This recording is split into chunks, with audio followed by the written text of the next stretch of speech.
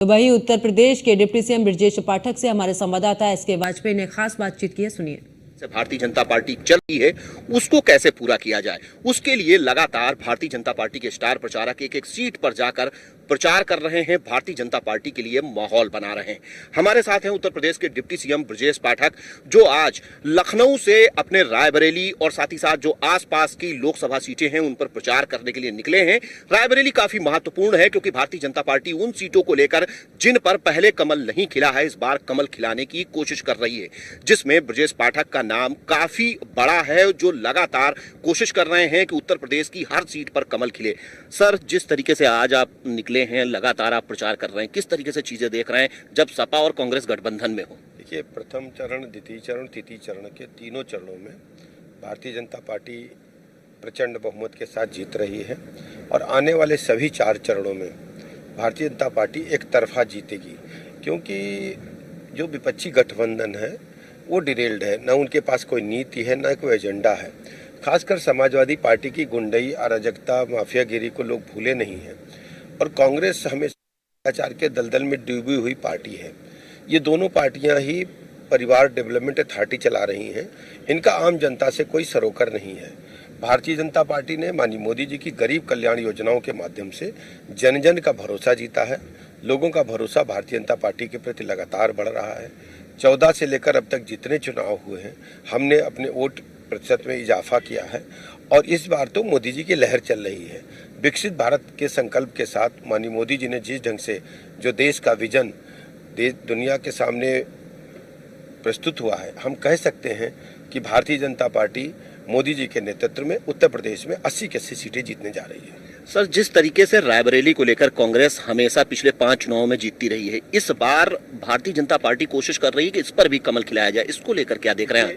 पिछली बार अमेठी में हमने जीत हासिल की थी और इस बार कांग्रेस की जड़ें जो रायबरेली में है वो पूरी तरह से उखड़ चुकी हैं।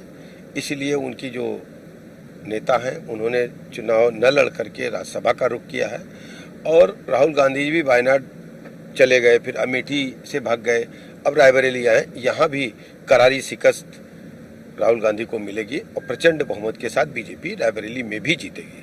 सर, एक अभी हाल में सर्वे आया है, उस सर्वे में कहा गया है कि 1950 से लेकर अभी तक कुछ हिंदुओं की जो संख्या है वो घट रही है। क्या मानते हैं इसके लिए जो पूर्व की सरकारें रही हैं कांग्रेस की? कांग्रेस की सरकार हमेशा तुष्टीकरण के आधार पर काम करती रही है। हमारी सरकार सबका साथ, सबका विकास, सबके विश्वास के आधार पर काम करती है।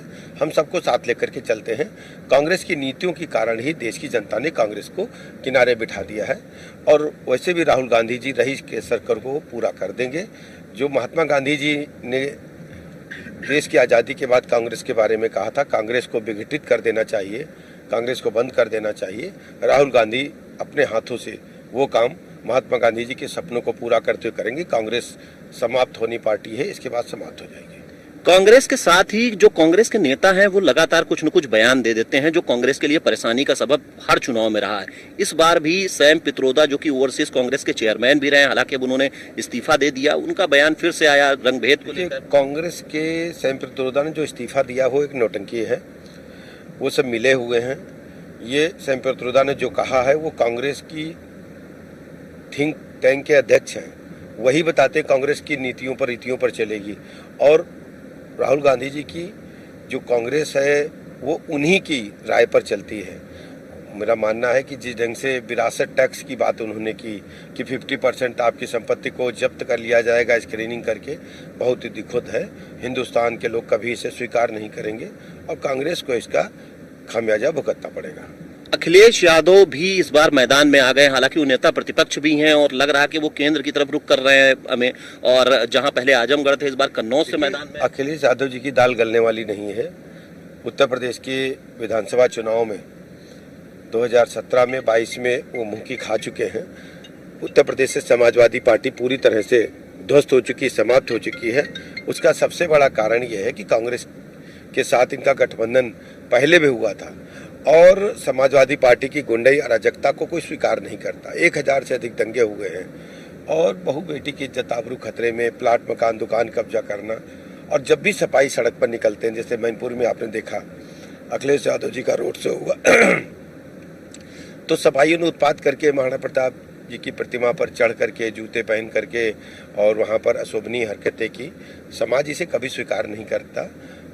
भारतीय जनता पार्टी अपने महापुरुषों को सम्मान में हमेशा आगे आई है और इस बार भी समाजवादी पार्टी को मैनपुरी सहित सभी सीटों पर हार का सामना करना पड़ेगा। कल राहुल गांधी और अखिलेश यादव दोनों लोग लखनऊ में थे। राहुल गांधी काफी आरोप लगा रहे थे अपनी संवाद के उनके पास कहने को कुछ है नहीं, वो बुरी तरह से दिग्भ्रमित हैं, फ्लाप्सो हैं और जो वो कहते हैं उससे जनता खिलाफ हो जाती है और कांग्रेस पार्टी को समाप्त करने में राहुल गांधी जी ही सबसे बड़ा काम कर रहे हैं। वो कभी विरासत टैक्स की बात करते हैं, कभी कर्नाटक की तरह जो ओबीसी और एससी एसटी का आरक्षण है उसको समाप्त करने की वकालत करते हैं, उसमें मुस्लिमों को आरक्षण देने की बात करते हैं। वो स्वयं डिरेल्ड हैं, दिग्भ्रमित हैं और कांग्रेस पार्टी कभी भी देश में अब नहीं आ पाएगी। कांग्रेस सुपर फ्लॉप साबित होगी। इन्होंने जो अभी तक आज़ादी के बाद अभी तक सत्ता सुख भोगा है और जो कुकर्म किए हैं, जनता उसको इनका खामियाजा जरूर देगी। प्रियंका गांधी, ये बात चल रही थी कि रायबरेली से आएंगी और अखिलेश यादव राहुल गांधी अमेठी से आएंगे, लेकिन प्रियंका कहीं से चुनाव नहीं लड़ रही, क्या वजह मान रहे हैं? हार का खौफ है। भारतीय जनता पार्टी मोदी जी की लहर के सामने कोई लड़ना नहीं चाहता। राहुल गांधी जी मजबूरी में इज्जत बचाने को आए हैं और ये भी बुरी तरह से रायबरेली से हारेंगे। आप लगातार जा रहे हैं, हर एक सीट पर आप पहुंच रहे हैं, जगह जगह आप कैंपेन कर रहे हैं, रैलियां कर रहे हैं। किस तरीके का माहौल आपको 80 की 80 लोकसभा सीटों पर दिखाई? उत्तर प्रदेश में भारतीय जनता पार्टी की लहर चल रही है, मोदी जी की लहर चल रही है। लोगों का मानना है कि मोदी जी उनके अभिभावक के रूप में अभी तक हर समय खड़े रहे हैं। 25 करोड़ लोगों को देश की गरीबी रेखा से ऊपर उठाने में मोदी जी ने कामयाबी हासिल की है और हर गरीब के सुख दुख में मोदी जी हाजिर रहते हैं। सर्व समाज के लोग मोदी जी के साथ हैं। लोगों का मानना है कि बीजेपी ही देश के जो विजन है, विकसित भारत का संकल्प है, उसे पूरा कर सकते हैं। आपने सर अपना संकल्प पत्र भी जारी कर दिया है और जो पुराने संकल्प पत्र हैं उन वायदों को भी पूरा किया है। इस बार का क्या देख रहे हैं जो महत्वपूर्ण मुद्दे? इस बार सबसे बड़ी बात है, संकल्प पत्र में 70 वर्ष तक के सभी बुजुर्गों को 5 लाख तक का निःशुल्क इलाज की गारंटी देने की बात कही गई है, जिसकी जनता ने बहुत खुशी की लहर है। लोग मानते हैं कि 70 साल के बाद जब बच्चे बड़े हो जाते हैं कि उनकी केयर करने वाला नहीं होता है, उस समय भी मोदी जी की 5 लाख तक की इलाज की गारंटी है, बहुत बड़ी बात है। 3 करोड़ नए प्रधानमंत्री आवास बनाए जाएंगे। जब तक हर गरीब का पक्का मकान नहीं बन जाता, तब तक लोगों में बड़ी आशा का संचार हुआ है कि मोदी जी उनके गार्जियन के रूप में कि अब सभी को पक्का मकान और मिलने जा रहा है। जल जीवन मिशन, घर घर नल से जल, इसको आगे बढ़ाया जाएगा। बहुत अच्छा योजना है। एक पीने के पानी के लिए, हैंडपंप के लिए लोग लाइन लगाते थे और घर घर नल से जल पहुंचाया जा रहा है। ऐसी सैकड़ों योजनाएं हैं। किसान सम्मान निधि है, जो हमारा अन्नपूर्णा योजना है, जो निःशुल्क अन्न है, इसको लगातार दिए जाने की घोषणा हुई है। ऐसे निर्णय है जिससे आम जनता में खुशी की। आपने सर, अगर हम काशी की बात करें तो जहां काशी कॉरिडोर बनाया है, उसके बाद भगवान राम का मंदिर बन रहा है, मथुरा पर भी लगातार काम चल रहा है, ज्ञानवापी को लेकर भी चीजें आगे लगातार बढ़ रही हैं, हालांकि चीजें कोर्ट में हैं। भारत में माननीय मोदी जी के आने के बाद हम कह सकते हैं हजारों वर्षों के बाद जो हमारी संस्कृति थी, हमारी जो सांस्कृतिक विरासत थी, उसको मोदी जी ने स्ट्रेंथन, मजबूती देने का काम किया है। देखिए, महाकाल का भव्य मंदिर उज्जैन में, मैं कह सकता हूँ कि ऐसा मंदिर आपको दुनिया में देखने को नहीं मिलेगा। स्वयं महाकाल वहाँ पधारे हैं। अयोध्या में भव्य प्रभु रामलला का मंदिर बन गया है। लोगों की 500 वर्षों की पूरी आकांक्षा हुई है। इसके अलावा सबसे बड़ी बात यह है कि काशी विश्वनाथ का कॉरिडोर 300 वर्षों के बाद, रानी अहिल्याबाई होलकर के बाद ऐसा संभव हुआ कि काशी विश्वनाथ दोबारा सजाया संवारा गया है। विंध्याचल में माँ का कॉरिडोर बन रहा है और मथुरा में भी मुरली मनोहर, हमारे कृष्ण, हमारे बांके बिहारी मुरली बजा रहे हैं और शीघ्र ही प्रभु की इच्छा से वहाँ भी अद्भुत वातावरण निर्मित हो रहा है।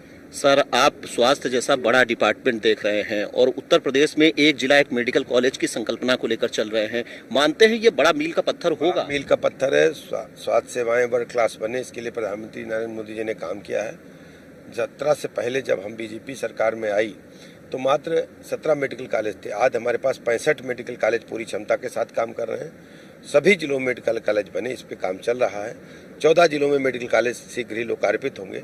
75 के 75 जिलों में मेडिकल कॉलेज बन रहे हैं और कुछ दिनों के बाद शेष जिलों में भी लोकार्पण होकर के 75 में बन जाएंगे। एक बड़ी चीज है सर, उत्तर प्रदेश एक्सप्रेसवेज का प्रदेश कहा जा रहा है और उत्तर प्रदेश में सबसे ज्यादा एयरपोर्ट आज हमारे पास 6 एक्सप्रेसवे चल रहे हैं, 6 अभी पाइपलाइन में है। सर्वाधिक एक्सप्रेसवे वाला स्टेट है।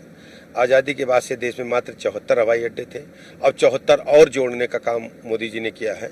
लोगों के जीवन स्तर को ऊपर उठाने में भारतीय जनता पार्टी ने कामयाबी हासिल की है। सर, जिस तरीके से विपक्ष कई आरोप लगा रहा है, वैक्सीन पर भी सवाल उठाते हैं ये लोग। विपक्ष डिरेल्ड है और ना नीति है ना एजेंडा है। हमेशा लोगों को दिग्भ्रमित करने की बातें करते रहते हैं। जनता ने इन्हें पूरी तरह नकार दिया है। राम गोपाल यादव एक बात कह रहे हैं कि राम मंदिर का स्ट्रक्चर सही नहीं बना, उसका नक्शा ठीक है। हम जिस देश में रहते हैं, यहाँ जितने भी पीपल के पेड़ हैं अपने देश में, हमारे हिंदू धर्म में, सनातन धर्म में उनको बरम बाबा, डी बाबा कहा जाता है। सड़क से कोई भी हम पत्थर उठा करके रख देते हैं, लोग उस पर जल चढ़ा करके आशीर्वाद लेते हैं। इस प्रकार की बातों का अपने देश में कोई स्थान नहीं है। समाजवादी पार्टी को इस पर अपना माफ़ी मांगनी चाहिए देश के लोगों से, और इसका हर्जाना उन्हें भरना पड़ेगा। लोगों का मानना है कि समाजवादी पार्टी हमेशा सनातन विरोधी बातें करती रहती है। भारतीय जनता पार्टी के सर जो स्टार प्रचारक हैं, लगातार पूरे देश भर के जो अलग अलग बीजेपी शासित प्रदेश है वहां से लखनऊ पहुंच रहे हैं। आज भी उत्तराखंड सीएम यूपी के दौरे पर हैं, 4 जिलों में जा रहे हैं। मोहन यादव भी आकर रैलियां कर चुके हैं। जो सपा का जो कोर वोट बैंक है, मानते हैं उस पर कोई चोट हो रही है? समाजवादी पार्टी का वोट बैंक बुरी तरह से खिसक चुका है। अब सभी लोग भाजपा में हैं। यादव समाज भी भाजपा की ओर देख रहा है। जब से उन्होंने केवल अपने परिवार के लोगों को टिकट दिया, 5 लोग लड़ रहे हैं यादव समाज से, 5 एक ही परिवार के हैं, तो यादव समाज समझ रहा है कि ये यादव बिरादरी की जो प्रमोशन की बात समाजवादी पार्टी करती थी, उनके न होकर के सिर्फ परिवार डेवलपमेंट अथॉरिटी चला रहे हैं। सर, जिस तरीके से अगर हम देखें तो अखिलेश यादव और राहुल गांधी अब संयुक्त जनसभाएं कर रहे हैं। पहले और दूसरे चरण में प्रथम द्वितीय चरण में वो जानते थे कि जनता उनके साथ नहीं है, जनता ने नकार दिया है। वो भी केवल औपचारिकता कर रहे हैं। अंतिम चरणों में इनका कोई मतलब नहीं है, जनता ने इन्हें नकार दिया है। बीएसपी को मानते हैं कहीं कोई किसी जगह है? लोकतांत्रिक व्यवस्था में सबको अपना चुनाव लड़ने का हक है। बहुजन समाज पार्टी भी अच्छे ढंग से चुनाव लड़ रही है। इस पे हमारा को कोई कहना नहीं है। लगातार सपा आरोप लगा रही है कि बसपा आपको समर्थन कर रही है अंदर खाने, भले ही खुल के नहीं आ रहे वो। पिछली बार उन्हीं का गठबंधन था और आज इस प्रकार की बातें समाजवादी पार्टी को शोभा नहीं देती। बिल्कुल सर, आप लगातार पहुंच रहे हैं। बड़े पैमाने पर ब्राह्मण वर्ग भी आपके साथ में जुड़ा हुआ है। सर्व समाज के लोग भारतीय जनता पार्टी के साथ हैं। भारतीय जनता पार्टी माननीय मोदी जी के नेतृत्व में सबका साथ, सबका विकास, सबके विश्वास के आधार पर काम कर रही है। ये है डिप्टी सीएम ब्रजेश पाठक, जो लगातार कहीं न कहीं भारतीय जनता पार्टी के लिए स्टार प्रचारक के तौर पर प्रचार कर रहे हैं। लगातार अलग अलग लोकसभा क्षेत्रों में जा रहे हैं, बीजेपी के लिए माहौल बना रहे हैं। आज भी वो रायबरेली के दौरे पर हैं और रायबरेली पहुंच रहे हैं अब से थोड़ी देर बाद, जहां पर वो भारतीय जनता पार्टी के प्रत्याशी के पक्ष में प्रचार करेंगे। और सबसे बड़ी बात यह है कि यहाँ से कांग्रेस के अध्यक्ष रहे राहुल गांधी चुनावी मैदान में हैं। कैमरामैन अमित शाहनी के साथ मैं S K Vajpayee, news 1 India, Raebareli.